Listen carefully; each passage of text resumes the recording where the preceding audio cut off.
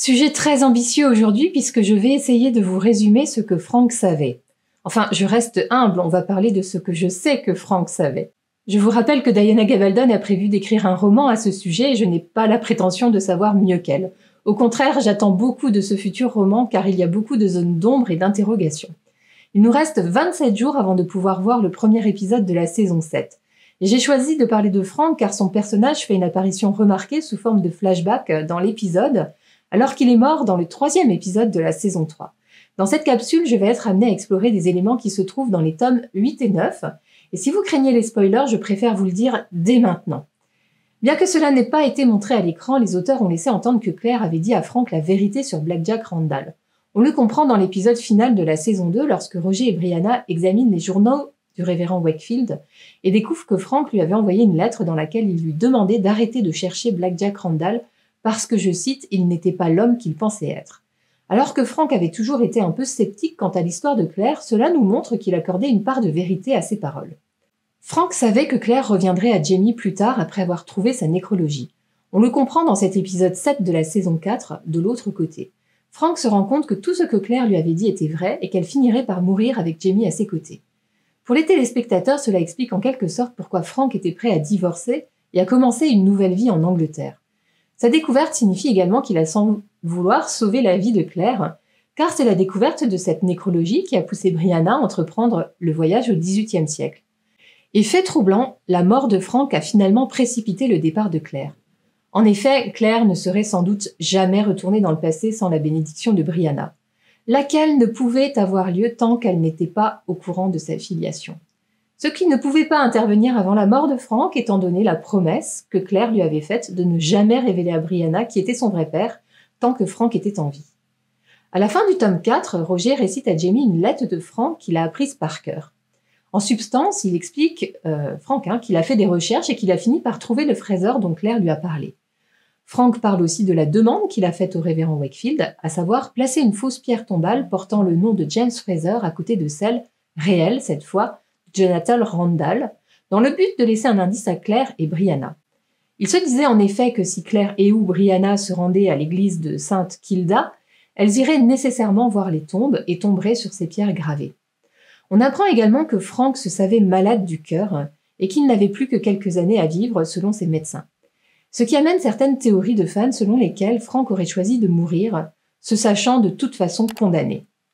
Dans le tome 8, Brianna découvre une autre lettre de Frank dans le bureau de Brian Fraser à Lallybrook, et cette lettre lui est adressée.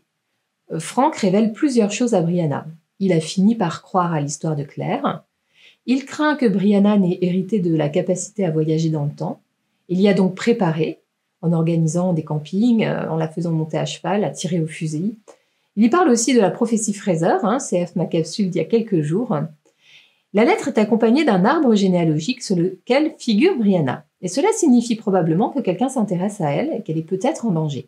Il la met en garde et lui conseille de se réfugier dans le passé, où il pense qu'elle sera le plus en sécurité. Outre son contenu, cette lettre laisse plusieurs questions en suspens qui n'ont pas trouvé de réponse dans le tome 9. Dans le tome 9 ou dans les 9 tomes en fait. Qui a caché cette lettre dans le bureau de Brian Fraser? Si c'est Frank lui-même ou avec la complicité du révérend, comment savait-il que Brianna allait un jour vivre à Lallybrook? Que sait-il d'autre? Y a-t-il un lien avec Rob Cameron et l'enlèvement du petit Jem pour récupérer l'or des Français? Frank est mort depuis longtemps, mais l'historien semble toujours aider sa famille depuis sa tombe.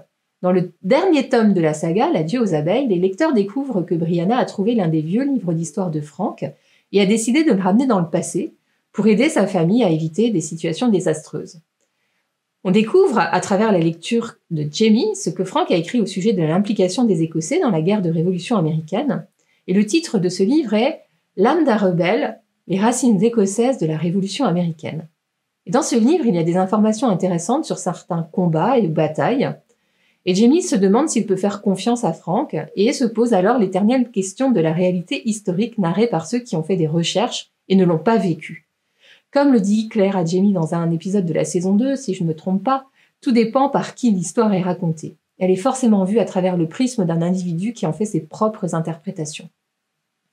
Un fait concernant un certain James Fraser est rapporté dans ce livre écrit par Frank, et cela inquiète Jamie. Frank avait-il pu déterminer si ce James Fraser est bien celui sur lequel il semble orienter ses recherches? En réalité, dans le tome 9, le livre de Frank est assez important. Il guide certaines décisions de Jamie, le fantôme de Frank semble rôder autour de lui. Est-ce pour le protéger? Moi, j'ai vraiment hâte d'en savoir plus. C'est un développement super intéressant. Et je sens comme une bienveillance protectrice de la part de Frank. Alors, pas sûr que la série aille jusqu'à cette intrigue, mais ce serait une excellente pépite à incorporer. J'espère que cette récap vous a plu. Je suis avide de vos commentaires. N'hésitez pas à prolonger la discussion, surtout s'il y a des éléments que j'ai omis. Il y en a forcément. Demain, on reste du côté de l'histoire avec un grand H, même si ce n'est pas Frank, l'historien, qui va vous la relater. N'oubliez pas de liker ma vidéo avant de partir et prenez soin de vous.